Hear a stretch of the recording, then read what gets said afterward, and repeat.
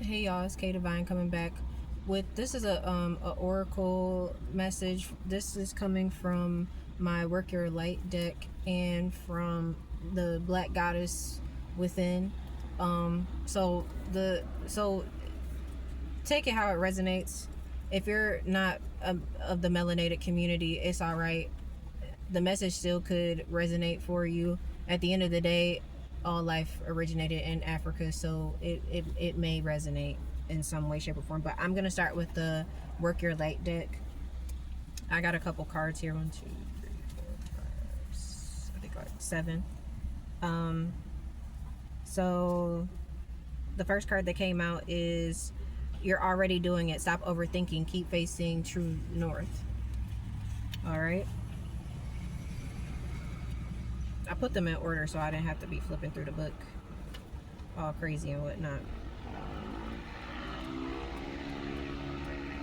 So this is, do not question things so much. You are on the right track. You are facing the right way. Stop overthinking it. It's happening and you are closer than you think. You are exactly where you need to be and things are moving at the perfect speed. See, as I'm doing that and there's a fucking plane taking off, like I said the other day, y'all are taking off. Almost every time I do one of these readings, especially in like during the early day, like midday or whatever, it's always like a plane taking off. It's kind of crazy. Do not rush it. Now is not the time to be impatient. Now is not the time to walk. Now is the time to walk steady. There is no rush. What you are building is being built. What you have planted soon will blossom. With every new day, a new brick is being laid. You have come a long way. The foundations are steady. Now all that is needed is for you to trust and keep walking forward. If a thought that things should be moving faster enters your head, that is just your ego comparing your rising to someone else. Comparison is not your friend. Stay in your lane, water your own garden, knowing that your time to bloom will come soon. So, in my last couple of readings, actually in the reading before this, my tarot reading, I said the Two of Swords in reverse came out. And I said that usually the Two of Swords in the upright is there's some sort of deadlock, and it came out in the reverse, which means that your path is clearing. Like it's cool, like you're okay. So whatever you're doing right now, keep doing it. I know you're uncomfortable. I know things don't feel like they're going at the right speed. I get it. I get it more than anybody right now, if you know what I mean. Like, y'all know about what my situation is right now. But honestly, like, because I don't know. So, like, in the last reading, like I said, like, we talked about there's, like, some breakthroughs, there's some clarity coming in. So things are going to start making more sense, right? Things are going to start making more sense. So our next card is Mirror. Who or what is triggering you? This is the filter of our own experience is how we experience life 90% of the time. Through our own projections, when someone reminds us of an unhealed experience, we get triggered. Often it's an unconscious thing. People and situations can trigger our mirrors to reflect back to us what we believe to be true about life, the universe, and ourselves. Mirrors pointing to our shadow and our light. Mirrors revealing the parts of us that are yet to be accepted, witnessed, or loved. This card is guiding you to look closer at what experiences or people are currently triggering in you and what they could be mirroring back to you. When have you felt like this before? Could they be opportunities to heal something in you, or are they shining a light on something that longs to be witnessed in you? This goes for the good and the bad. The good, those who we admire and put on a pedestal. If we do not realize that we are attracted to them because we are like them, we will need to cut them down in order to rise to their level. The bad, those we despise, are envious of, and put down. If we do not realize that they trigger something in us, then it is still yet to be healed, and we will remain hurt and wounded ourselves. So this isn't necessarily positive or negative. It really depends on what you're going through right now. Like, what's inspiring you? I'll say for a positive, what's inspiring you to continue to move forward? Like, who or what is inspiring you to move forward? Or if it's bad, like, what is it about those people around you that you are envious of or jealous of? I'll use me for example. One of the things that's pushing me forward is my baby.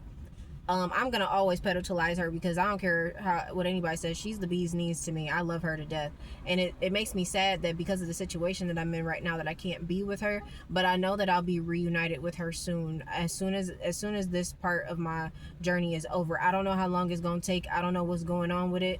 But I know that I'm gonna be reunited with my baby at some point. It kills me, but I know that it's temporary. You know, for a negative. Just because I've been dealing with, you know, being homeless for a while, as far as like, you know, like I was in the hotel, so I didn't feel too bad. But now being in this situation, I've been walking past a lot of apartment complexes, and it makes me a little sad because I'm like, damn, you know, those people have a place to stay and I don't. But it's like I realized, like, well, whatever was being stripped away from me, something bigger is happening. Something major is about to break. So it's like I got to keep trying to move forward in order to get to where I want to be. So the next one is Priestess. How are you being called to step up and lead? This says the Priestess is a leader dedicated to serve freedom and leadership. You don't need to have it all together to lead. In fact, it helps if you don't. No one wants a perfect angel who hasn't made any mistakes. Let your life be your message. Don't underestimate the power of sharing your story. It's by hearing someone else's journey that we feel less alone. We realize that we're actually all in this thing called life together. The difference between a follower and a leader is that a leader has the courage to go first. And stepping out, they shine a light on the path for others to venture forward too. Don't fret too much about trying to work out who is your tribe. Don't get stuck in age, income, hobbies, or occupation. The best way to discover your tribe is to look in the mirror. If you feel called to lead, chances are it's because at some point in your life you longed for someone to lead you.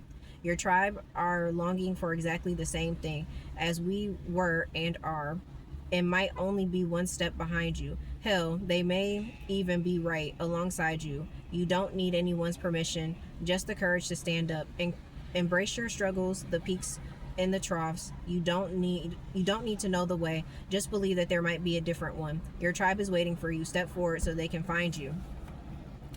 So, like a couple readings ago, I said, like, you guys are being called into leadership positions. So right now, like, you are the high priestess or the high priest if you're a male, but you're the high priestess. Like, you have that sacred knowledge. You have the ability to move forward.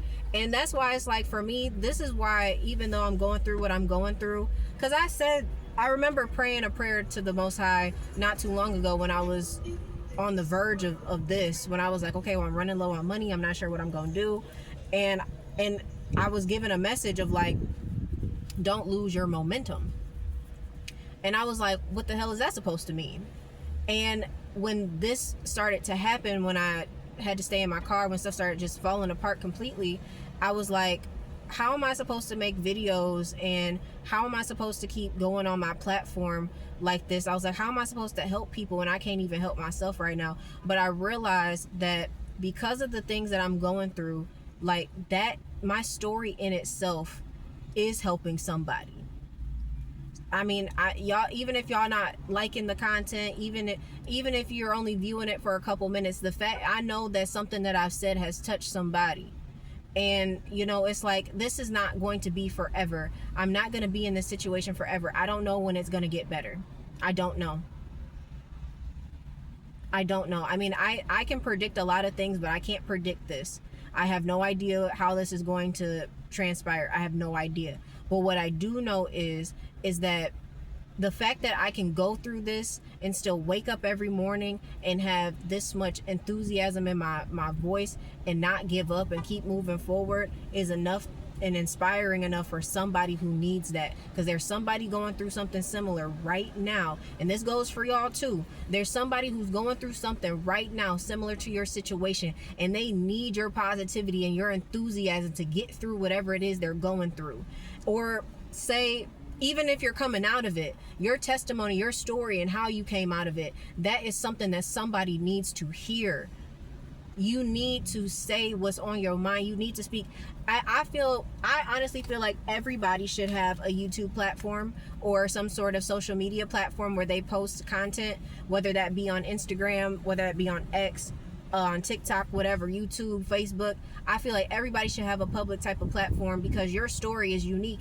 I don't care what trials and tribulations you have been through. Somebody needs to hear what you have to say. It's going to touch somebody's soul. And if you have been called to lead, then this is your time. You need to step out of your comfort zone. The first couple videos never feel great.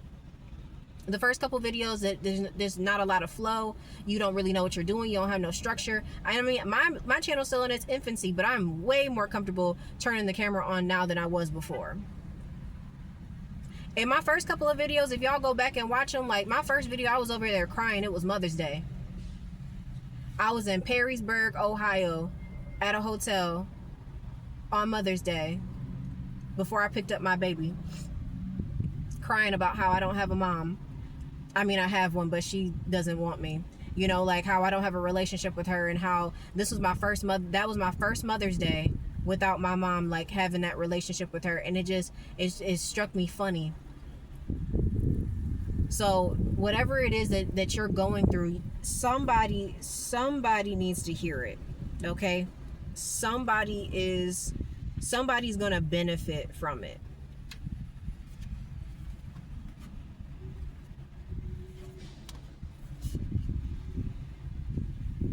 Sorry, I lost my train of thought. Okay. I was like, oh, I'm almost done with these. I only did 3 of them. This is gonna be longer than I thought. Hold on, I'm trying to speed up. This next one says Starseed. What lights you up? Sorry. There you go.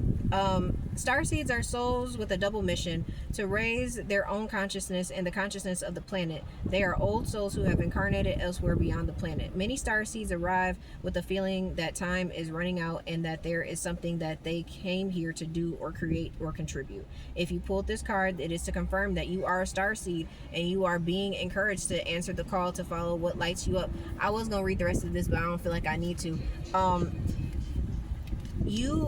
You are a star seed. I told you, y'all the high priestess, y'all the star seed. Like you have a soul mission here. There is something that you are meant to do. You are more than that 9-to-5 job. You are more than the scapegoat in your family. You are more than just the black sheep, that weird person that everybody has tried to ignore all of your life. You are more than that, okay? You are more than that. And don't let anybody tell you otherwise.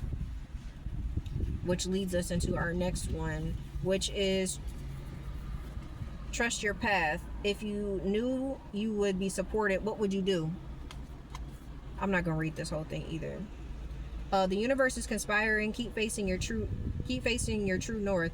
Your job is not to pave the path, but to simply keep facing your true north and take one step after another.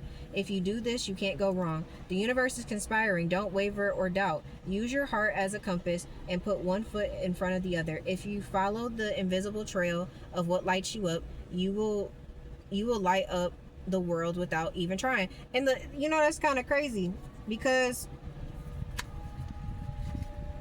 the one before says starseed, what lights you up, and it's talking about you lighting up your path, right? So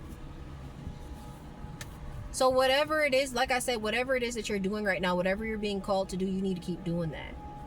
You just need to keep moving forward in it. I don't care who's watching you. I don't care if you're being gang stalked or whatever. You're divinely protected. Like 444, if you're seeing 444, you're divinely protected. The Most High is watching over you, and He's allowing your truth to come out regardless. Period. No one can take that away from you. No one, not a single soul. All right, let's get into this next one. Find it.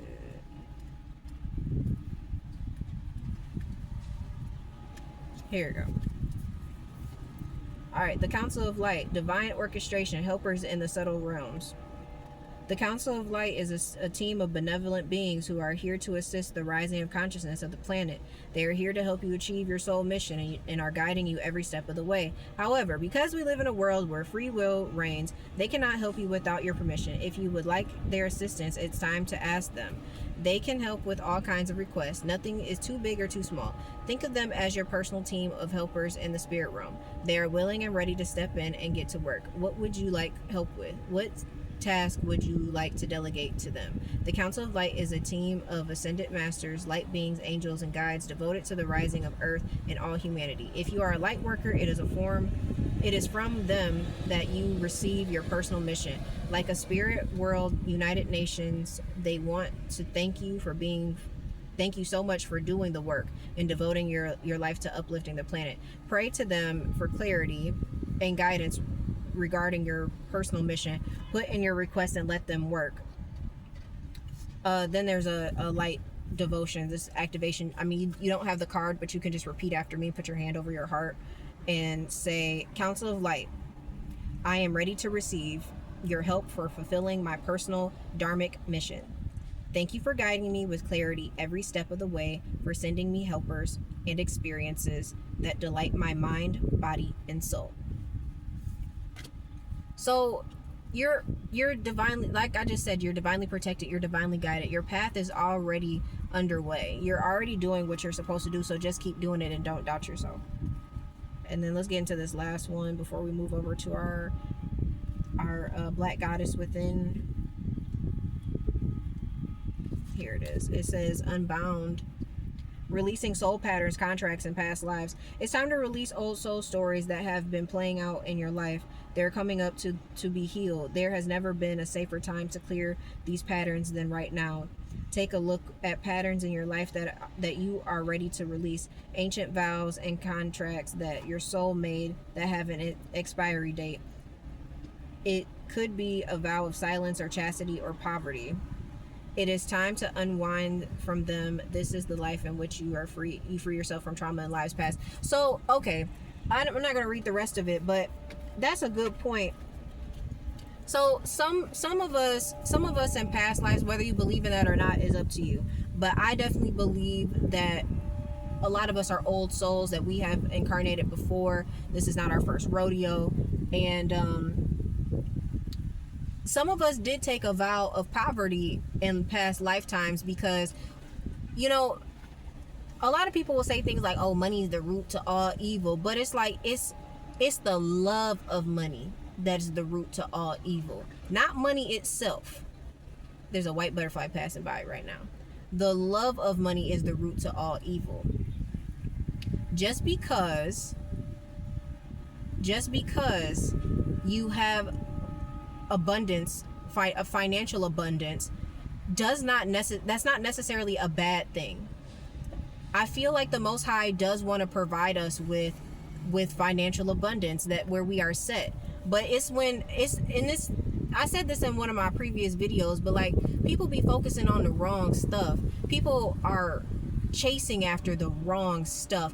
People are chasing after status, and they're chasing after a whole bunch of material things. If the Most High blesses you with financial abundance and you blow it all on, you know, designer clothes and buying vehicles that you can't afford, it's like, oh, I really wanted this Lamborghini, I really want blah, blah, you know, and it's nothing wrong with buying it, but it's like, you know, some people be buying stuff like, I'll just use rappers for example. A lot of them rappers that y'all be listening to be broke. A lot of them it's for show. Like they may have gotten a check, and that check that they first got, they went and took that to the jeweler and they got them big ass chains made, and that's pretty much all the motherfuckers got to their name, you know. That's why you see a lot of them fall off and they don't have nothing. They don't have nothing. You like, what happened to them? And they broke, or they gotta go. I'm not trying to comfort nobody specifically, because some of the people who are in the music industry have Twitches and stuff like that. But it's like some of them, the way that they make the majority of their money now is online, you know, streaming, and it has nothing to do with music. They could be playing video games and stuff like that, like. But they, you know, blowing their money, they career money on other frivolous things that they don't need. So let's tap in real quick to this Black Goddess Within Oracle deck. I got a few cards, not too many, because I didn't expect this to be that long. So let's just wrap this up kind of quickly. And I'm sorry if I butcher these names. Like, I'm not trying to do it on purpose. But the first card that came out, Okonide. They say that she's deeply connected to the secret realm across the veil. She senses with the otherworldly knowings and communicates in sacred utterances from the other side. Committed to authenticity, she is compassionate as she mets out the truth, especially to those who are not accustomed to hearing it. She sees all, and with her loving embrace, she tries to temper the surprise that often accompanies her hearing truths both seen and unseen.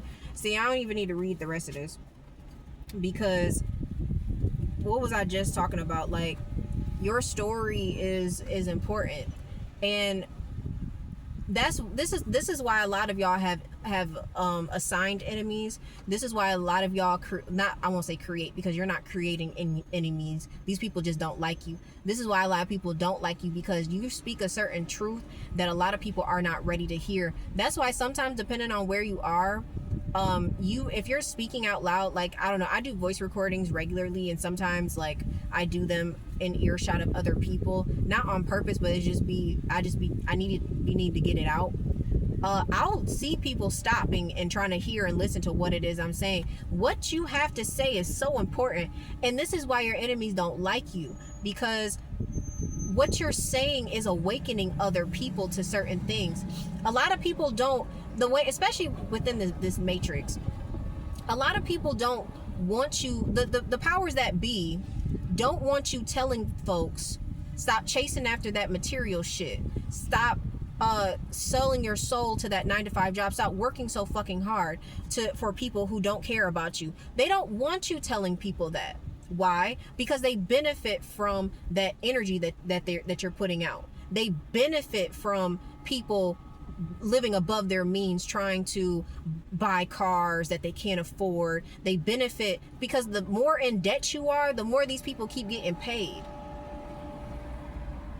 Like, just think about it for a second. Let's just take a quick pause. Like I said, I really didn't want this video to be that long, but it's about to be. We have credit scores in the United States. That's one of the dumbest systems. We did not have credit scores until I believe it was until 1974. So we've had a system without credit scores, and they tell you that you have 3, but you have way more than that. You have so many, and it's so ridiculous. We really don't need a credit system, but the credit system was put into place to keep people in debt, because a lot of people, and I'm a witness to this, because this is part of my story.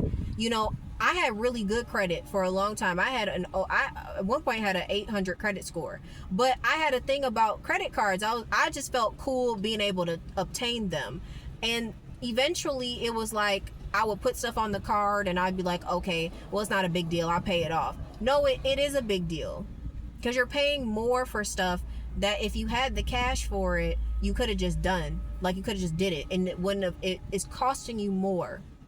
When you don't pay that credit card, I'm not saying credit cards are fully bad, because they're not. If you have a credit card, I would advise that you use it wisely. Use it for certain things like buying groceries or whatever, and then pay it off. Don't put the minimum balance in. Don't do any of that. Pay it off. And if you can't afford to pay it off, don't use the credit card. Just have it.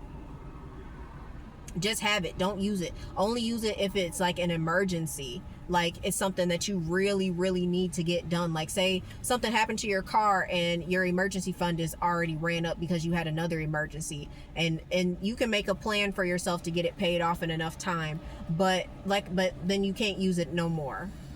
You know, so just like that, like that's what that credit card needs to be used for. Don't put yourself into a whole bunch of debt paying on the minimum balance, because that just makes you pay more for a longer period of time. The same thing with car notes. Don't go out and buy a car that you can't afford.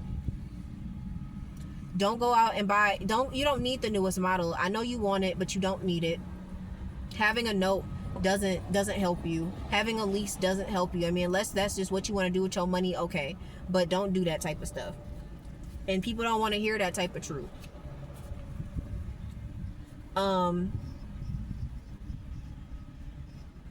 So then we also have Gabanu and Minona.